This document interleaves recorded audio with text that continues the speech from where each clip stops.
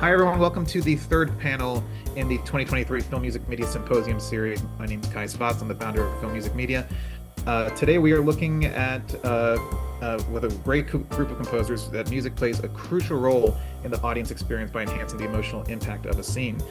A composer score can set the tone for the project, and we'll explore just how this panel of creative storytellers does just that. So let's just jump right in and welcome our panel. So first up, he is the composer of the 2023 film The Old Way. Please welcome Andrew Morgan-Smith. Andrew, how you doing?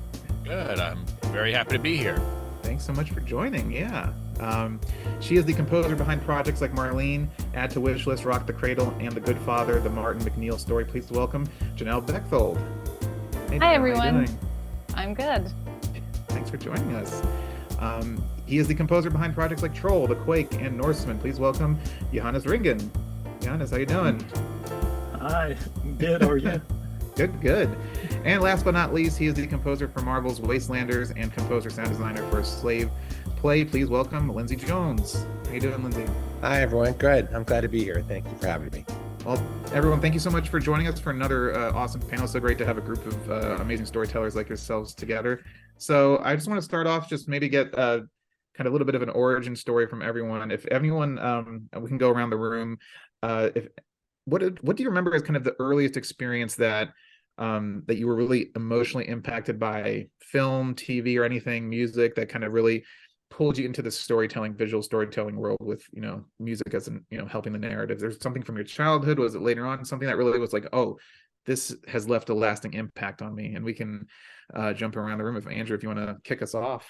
Sure. Yeah. I think, film music was always part of my life. Like I remember even from a small child listening to film music. My dad had cassette tapes and all this kind of stuff. But I think the first real moment that it kind of clicked as more than just a listening experience was in high school. I went to see the Pirates of the Caribbean movie, and for whatever reason that really clicked with me. I don't know why. I saw the movie 7 times. I mean, obviously we know it, as in, like, of all the things, that was the thing that clicked for me. I loved Star Wars. I watched Star Wars nonstop, all these things, but for whatever reason that was it, right? And I watched it maybe 7 times in the theaters, and after that I just thought, like, that's what I want to do, Yeah, no, absolutely. I remember seeing that. It was like, what, 2002, 3? I forget when. It was something like that. Yeah, that sounds about right.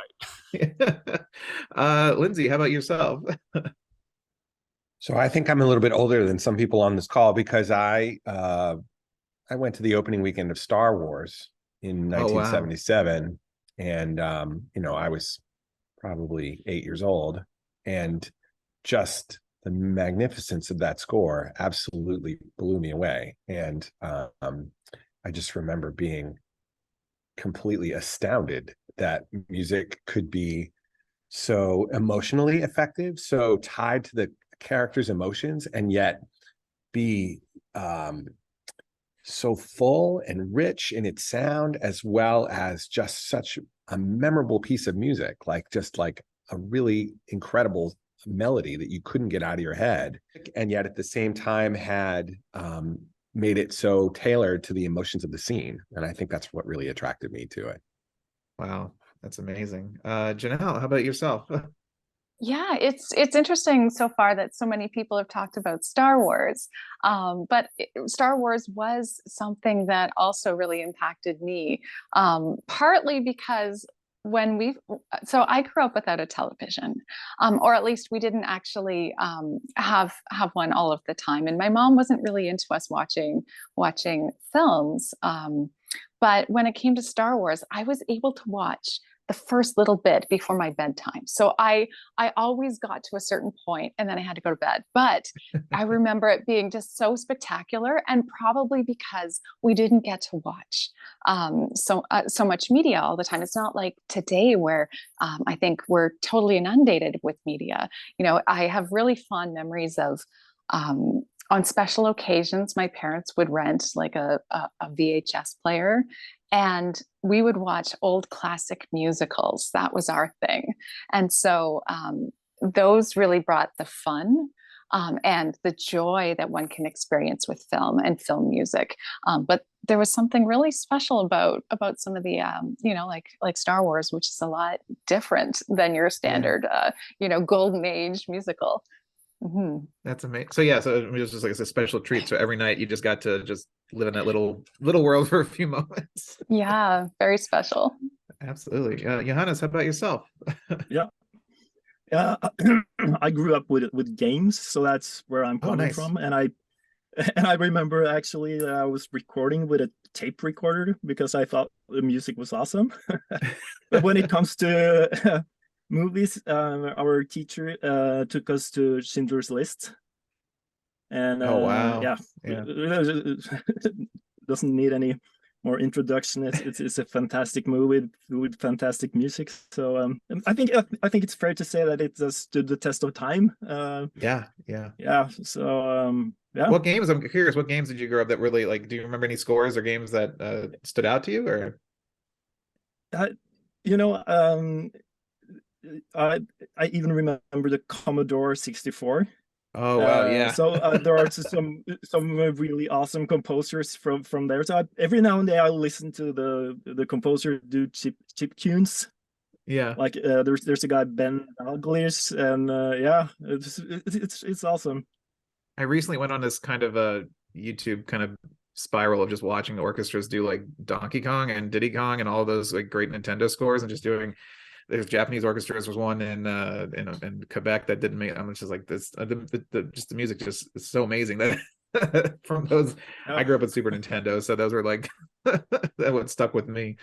So yeah, I want to jump over to Andrew first. Andrew, I want to talk to you about your congratulations on The Old Way. Amazing film and score. So starring Nicolas Cage.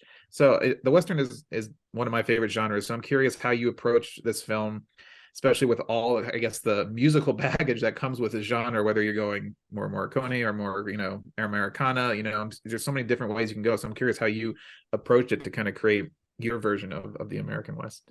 The answers I chose all of them. No, so it was an interesting challenge on that score because, as you said, like there's what a Western is has definitely morphed over time, right? Yeah.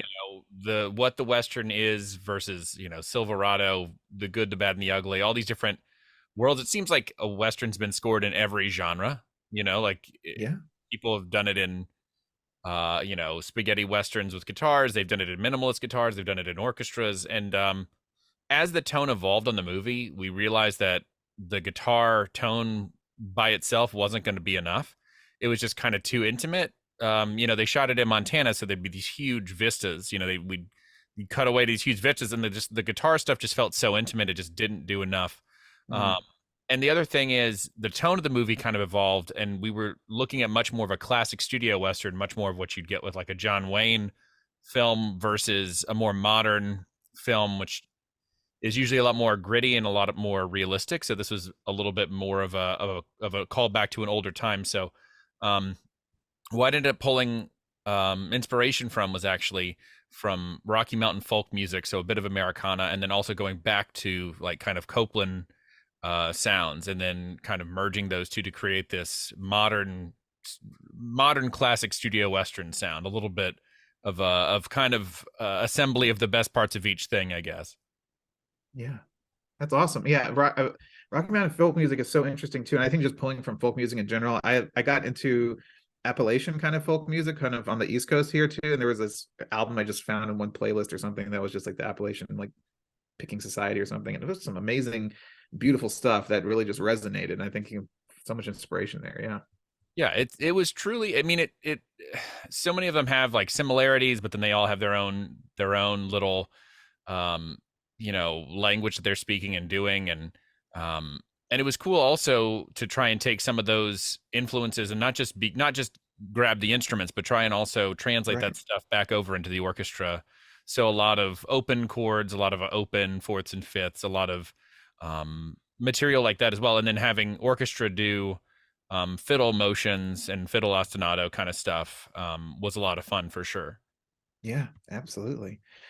So Johannes, I want to jump over to you because Troll is one of the top foreign language films on Netflix, and I'm curious, did you approach creating the musical identity for the titular monster, and what was your approach for that? And what were some of the key considerations that you had in mind when, scoring the scenes where the monster's, on screen?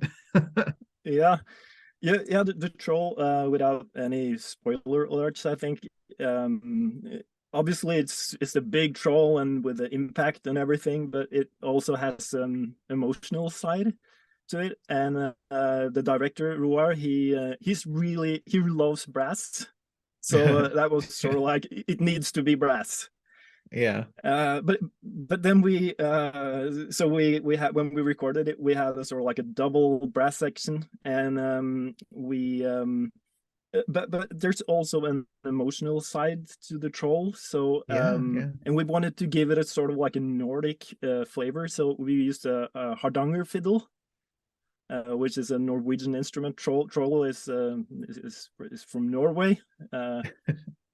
So to give it a sort of like an intimate, emotional sort of vibe, that's where we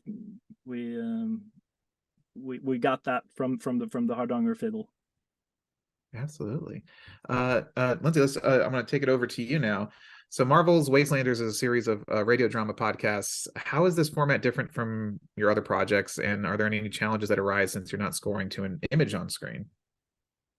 Yeah, I mean, I think that's the biggest challenge, is that there's no picture. So audio is the entire vehicle of the storytelling. So music really has to do two jobs. It has to both sort of connect emotionally to the characters as they're experiencing the parts in the story, but there also really is meant to sort of inform, what the visual would be if you could see it. So Wastelanders, the version that I did, there are 6 parts of Marvel Wastelanders, and I did the final series, which is a series of 10 episodes that is a massive sort of battle of Doctor Doom, Black Widow, Star-Lord, Wolverine, a bunch of Marvel characters. And it was really exciting to be able to explore both the sort of what are traditional superhero themes, the way we think of, Marvel film music in this moment in time, but then also because it's set in the future, where the world has been decimated and the world has been taken over by villains who are now sort of seen as heroes, and the superheroes are actually seen as villains.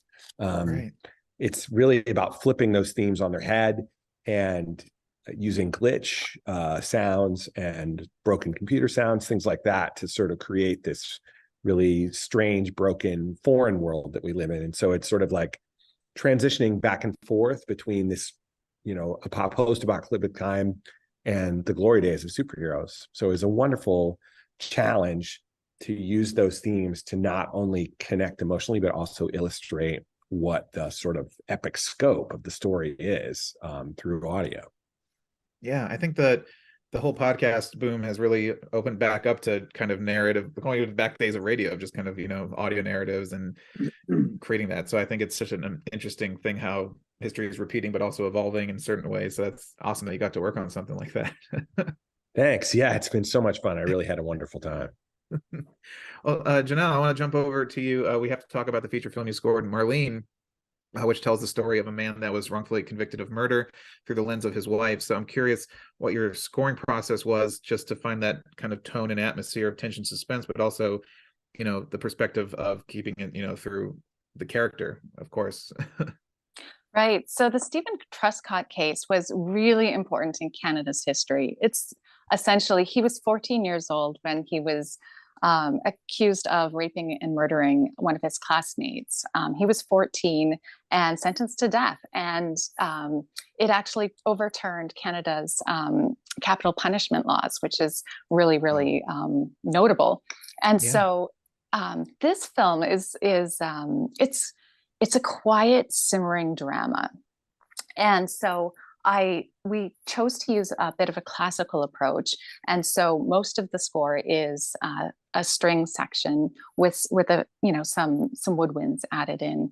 But Marlene has this really uncanny ability to recreate and re-envision what she's reading about, what she's learning in her head, so much that she actually says that it was as if she was actually there. And so for those moments, that really required something a little bit different. It was very psychological. And so we brought in some synths into the palette. And I love to use a combination of different kinds of synths. I'll bring in something with like really distorted, crunchy layer. I might have something that pulses, something that swirls and whirls, and just sort of bring those in and out so that you've got this evolving texture. And then the other thing that I'm very conscious about when building suspense is starting somewhere. So for example, I might start in like a low range where as humans, that immediately triggers that something's not right. I think it sort of evolved from when we were out in the trying to outrun predators and things. And then I'll slowly widen that frequency spectrum and frequency range so that when we're getting really tense, we'll have a swell in, up to the higher registers as well. So that's one of the interesting techniques that I use. That's so fascinating. I always tell people I feel like composers are just like psychologists and therapists, like really, because not only do you have to deal with your filmmakers and your directors and kind of make sure that they're happy, but you're really trying to find the audience's kind of the psychological aspect of how the story is going to affect them through notes and builds and just the thematic structure. So I really find that aspect of storytelling so fascinating that you're incorporating all those techniques. Well, it's so interesting that you say that, because my background is actually I'm trained as a music therapist. Wow, there you go. That's amazing. I mean, music was my therapy growing up. Anytime I need to just disappear into, if I was having a bad day or something, scores were my kind of escape too, specifically, film scores and stuff like that, anything that I had emotional connection to. But I think as an effect on the audience, it's always fascinating to me. I always love diving into that. So thank you for sharing that. But as composers, you all use music to establish the tone and mood in your projects. What techniques or approaches do you apply to create a score that effectively supports the plot and enhances the feelings of a scene? So I'm curious, Johannes, if you could tell me what works for you. What kind of techniques or approaches do you apply that would effectively support, the plot, enhance, or bring the scene out? Sure, I could tell a little bit about Troll, the movie we just did.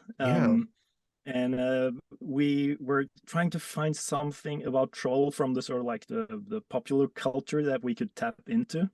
And everyone has heard the Hall of the Mountain King.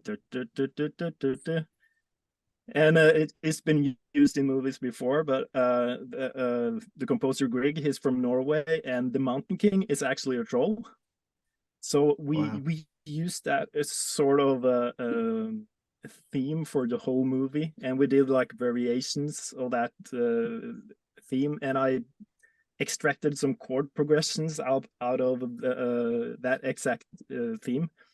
So I don't think the average listener will pick it up that there's a lot of the Mountain King there, but that's a technique to sort of like, after all you're trying to create a universe.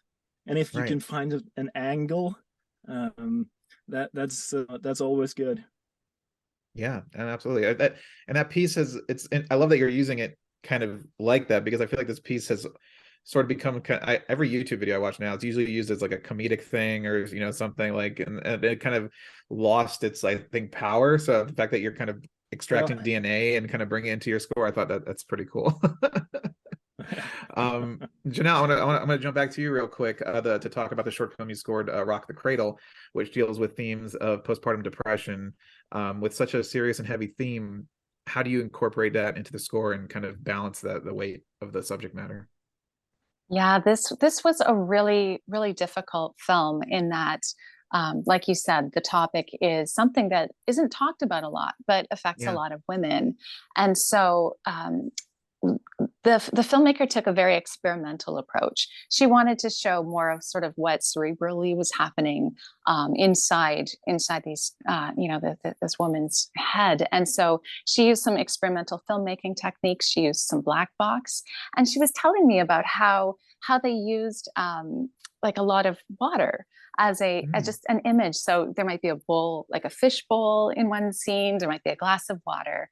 And so I actually pitched her on the idea of creating the score using water and other sounds from the film. And so I use mostly water or instruments that use water, and then the breath. I found that juxtaposition between breath and water. You've got the air and the water together, that actually kind of gave us a really interesting palette to work with. And it's unlike anything I've written before, but I did a lot of digital manipulation. There's a lot of reversed sounds, especially since she had really, really sharp cuts in and out of the black box scenes. So really, really tried to use that. Wow, that's fascinating. That's just because in life, breath and water is like the opposite. We can't breathe underwater, but the fact that they merge together sonically, like, that's so fascinating. Yeah. It was actually there was like the one other thing that I did is I actually had an instrument created using drips, that I could try and play them a little bit more tonally, which was fun. So that's amazing. Lindsay, I'm going to jump over to you now. You also had the opportunity to score Slave Play, which received 2 Tony Award nominations for Best Score and Best Sound Design. First of all, congratulations on those nominations. That's fantastic. And thank you. And so for your scoring process, did you look at different? Different for a live theater setting, or did you use that to your advantage to create an atmosphere that complemented the themes of the play? Yeah, so it's interesting when you score theater. It is a similar process to film, but it is different in that when you score a film, no matter how many times you watch the film, the actor's performance will always be the same, no matter how many times you watch it. Right. And in theater, that is not how it works at all. You have the live element that happens every night. So when you're creating music to underscore theater, you're really thinking about creating cues in a very modular way, so that you're essentially picking points where an actor makes a shift in their intention, and then lining up the shift of music there so that it sort of seems seamless along with what they're doing. So if I write a piece of music for an underscore for a piece of theater, there could be anywhere from 7 to 15 cues that fill in that 2-minute piece of music so that it feels connected to the actor's performance. In Slave Play, which is a really controversial play, it's got some very sensitive adult topics. In the latter half of the play, there is a violent sexual assault that is part of the show. And the director had originally said to me, I want this to be scored like it was done by Elmer Bernstein for Cape Fear, just full on, full blast orchestral sort of excitement. And I did that, and we tried it, and we all felt like it was just too much. And so we just started pulling that back slowly. And what we found is the more instruments we pulled away, the more sort of intense and tension filled the moment was. And so the final moment, all of that orchestra was gone. It was a series of sort of tones that I had created through sort of speaker field manipulation, as well as like wind chimes and natural sounds, things that felt very atmospheric. And, by removing most of the sort of what you could consider to be tension-filled music and just creating it with atmosphere and just musical accents, that provided an experience that was way more intense. And so I learned a lot doing that score. Actually, it was really a lot of fun. I'm curious, just out of just piggybacking on that, because when you're composing for live theater, I know every movie theater is technically different in terms of size and shape, but I feel like in terms of live performances, any auditorium can, the acoustics and the size can change. And how does the mix of how it's playing live for an audience change from venue to venue? Are you part of that? Is there a standardization, kind of like, when you think of like 5.17 point Atmos, anything like that theaters use, or how do you make sure that the score is working, I guess, at the right mix when you're performing live with actors on stage? So that's a great question. And actually, part of my job as being a theatrical sound designer is to specify that sound system. So in addition to writing the music, I also create all of the soundscapes, but also select and design the system by which everything's going to be played back on. If you go to a Broadway theater and you see a sound system in any Broadway theater in New York City, that sound system was brought in specifically for that production. There are no built-in sound systems anywhere in a theater in New York. They're all rented, brought in, and built for that production. It's a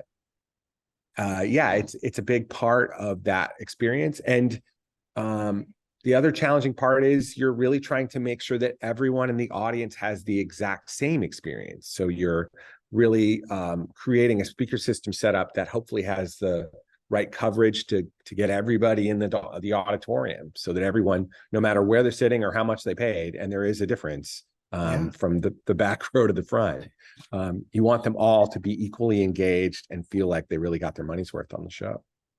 That's amazing. That's so much work, I think, but it's so, I mean, if you be involved in that aspect, that's fascinating. That's awesome.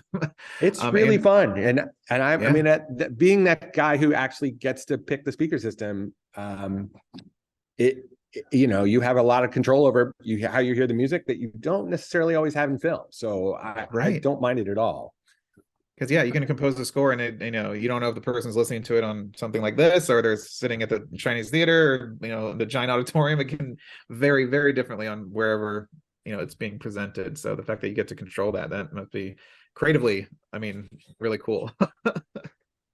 But Andrew, I want to jump over to you. How do you effectively collaborate, or I guess base your score off the work of other creatives, like the sound design team, for example, kind of, what Lindsay was talking about, or to build tension and manipulate the viewer's emotions? Like, how do you effectively collaborate with everybody around you? A lot of times, they'll have a separate spotting session. Sometimes I'll be involved, sometimes I'm not. Usually try not to be, because I don't want to step on anybody's toes or be in the way. Right.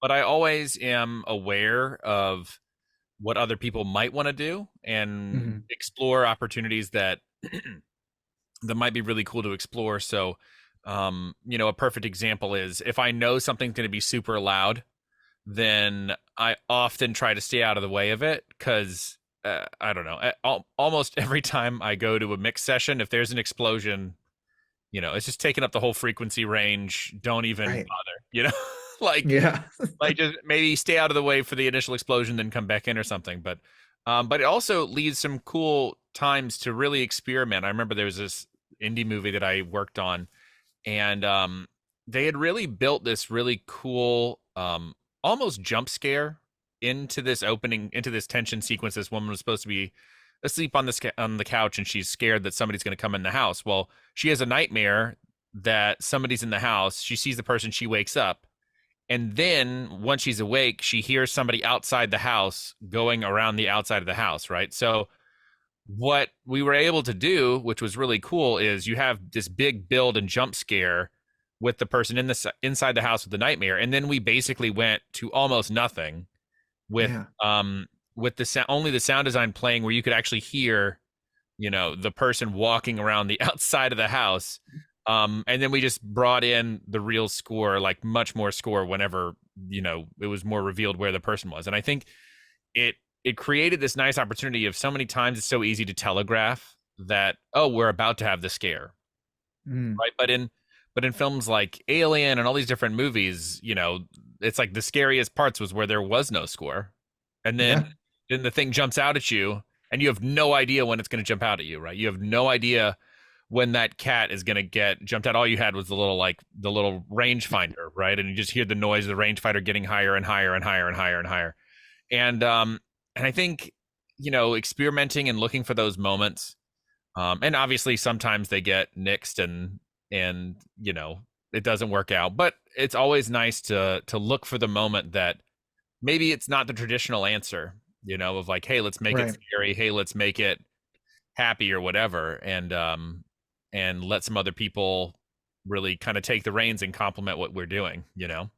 Yeah. Do you find it challenging that, like, I feel like, people, I think a lot of top level executives underestimate just the intelligence of the audience. And if you find yourself scoring a scene that maybe feels formulaic or feels like, okay, this is building up to a jump scare, and you can feel it coming, when we're just, if you're watching a horror movie, sometimes you can just be like, I can feel it coming. As a composer, is it challenging to find new ways to build tension, new ways to create atmosphere, or do you just find it from starting from scratch and looking at each film as its own, like, it only exists, this film only exists, nothing else exists from like film history? But for you as a composer, is it challenging? Is it easy to find new ways to, I guess, get to those certain emotional places or emotional releases for the audience?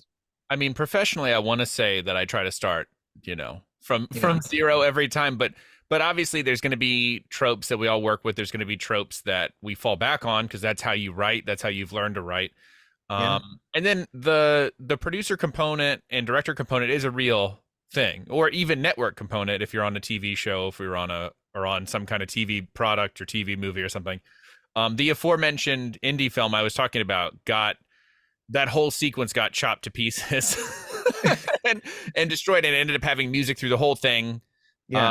Because of the exact of that exact concern. And I think it's really hard. I think to some extent, especially in like thriller horror space, it's really hard to keep your objectivity as you go down the process, right? Like once you've watched this movie 50, 60 times, how do you keep yourself not wanting to, we just got to speed this up. We got to get through this. And I've gotten notes like that from producers where we just need to get past this, Whereas I try to take very detailed notes, especially emotional beats whenever I do the spotting sessions or when I first watch the movie, because I have to really rely on those notes to stay true to that initial audience viewing, right? So I think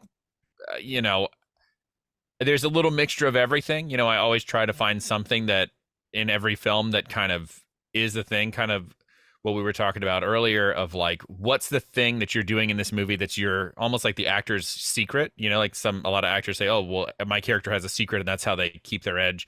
It's like in every movie you try to find an angle, and but at some point you still got to turn in the score and finish up. The deadline doesn't wait. Exactly. Absolutely.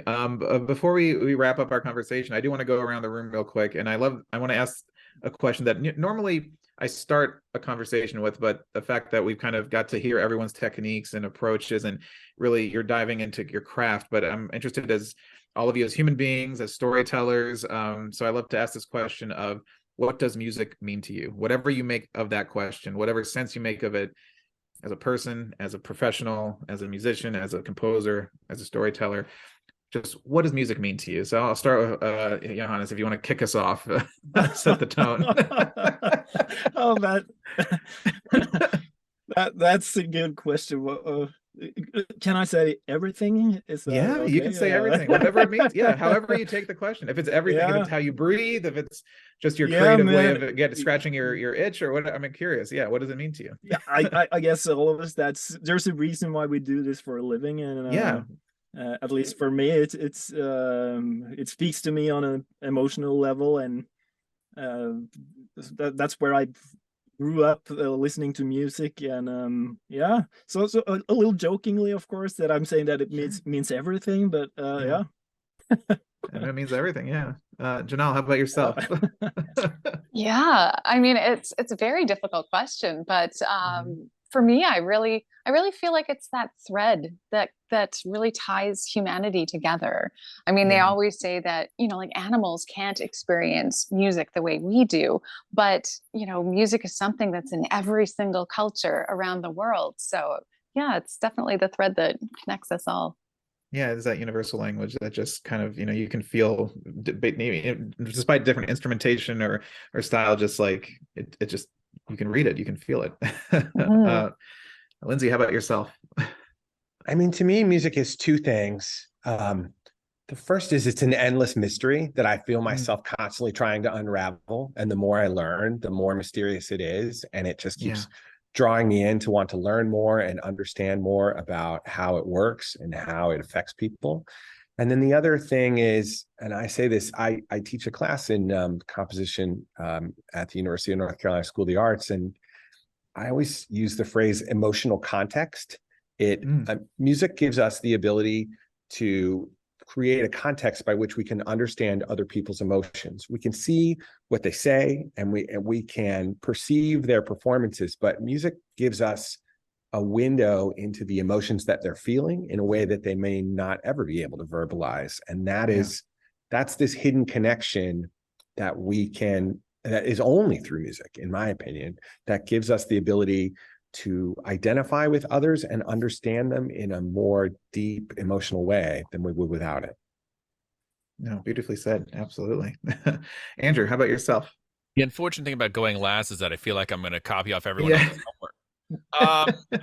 So I think to me, I mean, it's a form of communication, right? Like as a filmmaker and a storyteller, our job is to have the audience understand and empathize with a person on the screen that they have no like Lindsay said, they have no context for what that person's life has been like. They have no understanding of that, right? We're supposed to do that. And even like, it's just, we can listen to music in any language, right? We can listen to Italian opera and it can be the most beautiful thing on the planet. And I'll have arguments with my mother-in-law till the day I die about that. Well, hopefully the day she dies before I, have that. But anyway, and that lyrics are beautiful and can be beautiful and can be very meaningful, but there's something even deeper to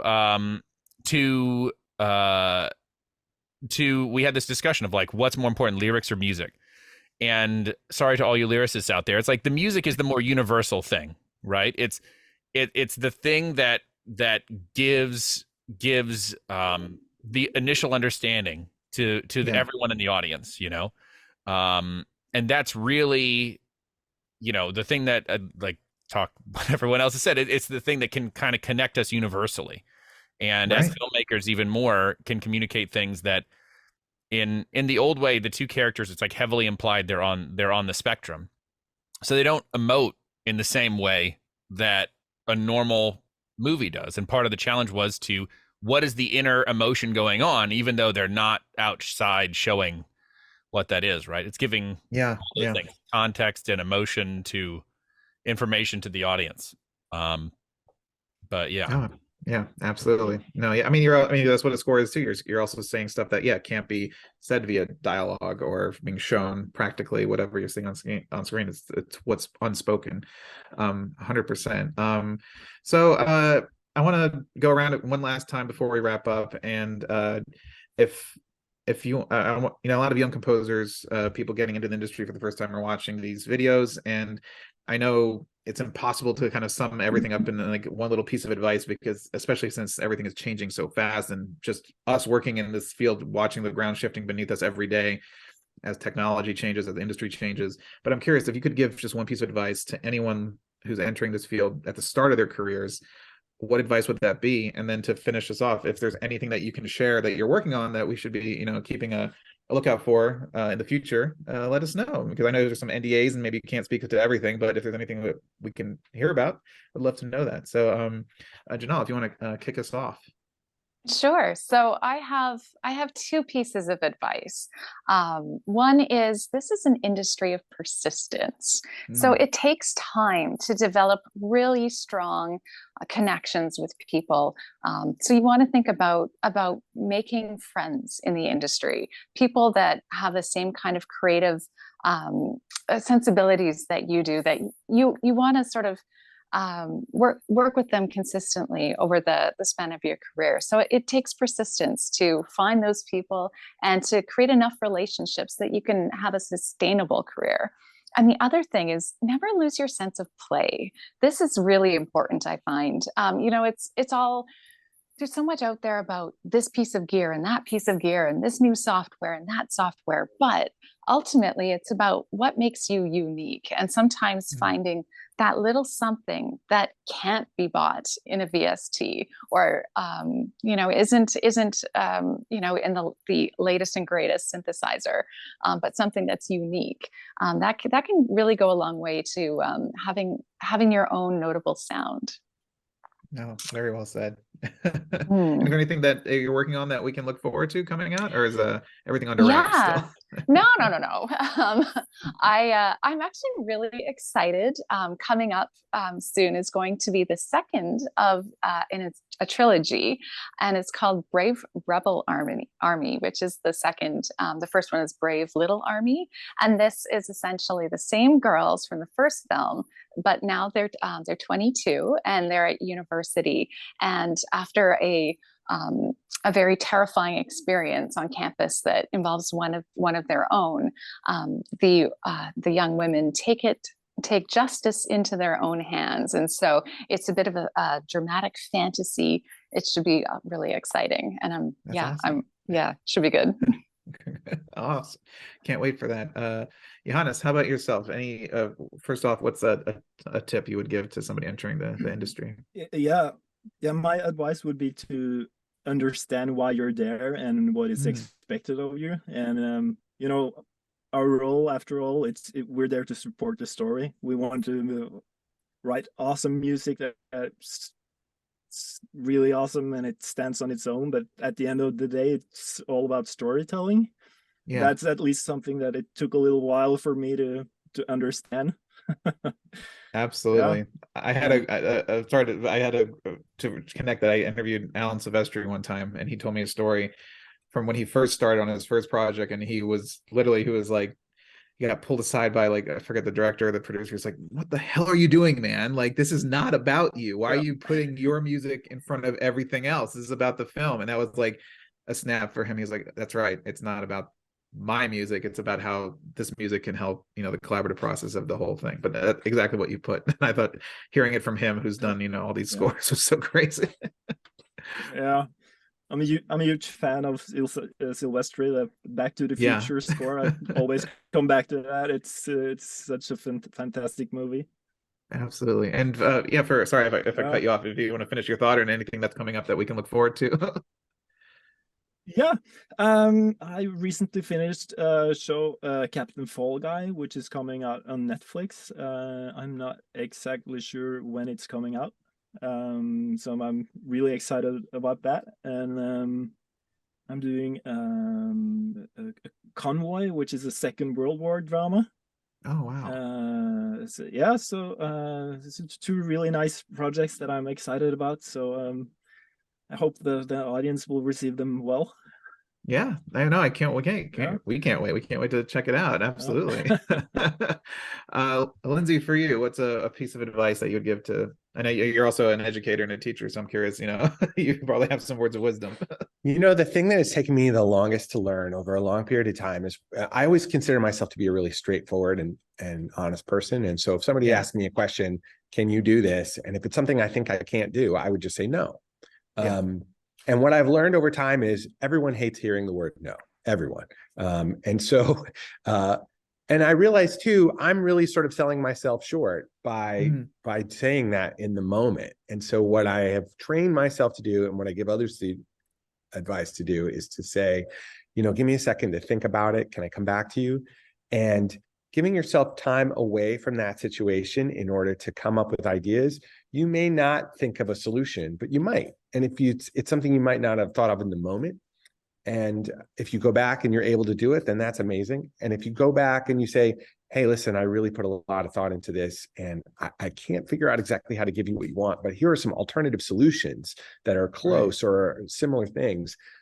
People will understand that you've honored their ideas and that you've taken them seriously, and they'll be much more inclined to accept those solutions at that point, rather than just offering those solutions off the bat. So that's the thing I've sort of learned in terms of negotiating collaboration along the way.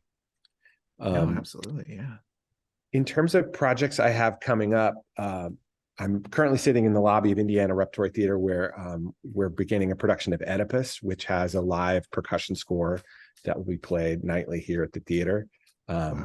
I have two podcast series that are out, Marvel Wastelanders, which is currently playing on Apple, Spotify, and different things. And I also just finished an 8-episode adaptation of William Shakespeare's The Winter's Tale, which is on Next Chapter Podcasts. And I created the music and sound for that as well. And then I have a film that will be coming out fairly soon. It is called Dinosaur Discoveries, and it is going to begin at the Houston Museum of Natural Sciences.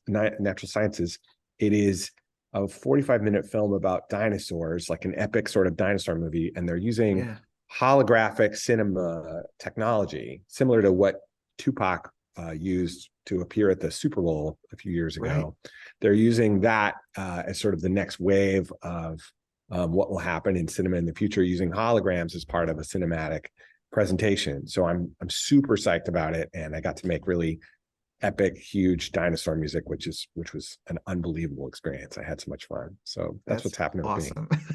That's awesome. Andrew, how about you wrap us up? Is there a piece of advice that you can give to people entering this world? Yeah, I'm going to cheat. I'm going to give you 2 pieces of advice. Sure. So the first thing is, write every day. I know it sounds like kind of silly. It's like, but our whatever your format is, whether that's your computer or sitting down at a piano with pencil and paper, whatever it is, that's your instrument, right? So you need to practice it, and write and write and write and write. I'm sure everyone on this panel, everyone I've ever talked to, is just like, they spent a long time writing and practicing their craft before they were ever hired to do anything. So that's the first little bit. And the other thing is, don't take things too personally.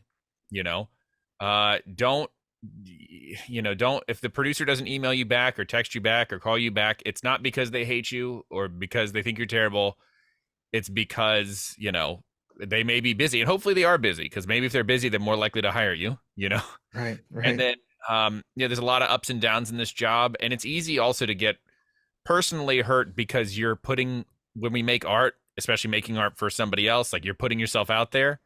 And, it's really easy to get hurt whenever somebody writes back and says, it's terrible, I don't like it, Yeah. And so, because we're making art for other people, we're not making art for ourselves. It's easy to take things personally whenever, you just can't, those are the two pieces of advice. And, as for what's coming up, The Old Way is now on demand. The album, so like streaming on demand, the album should be on digital platforms on Friday, February 17th. So I assume after this podcast releases, before this podcast releases. February 24th, I have another movie going limited theatrical run called Bunker, which is a World War I body horror movie. So like, awesome.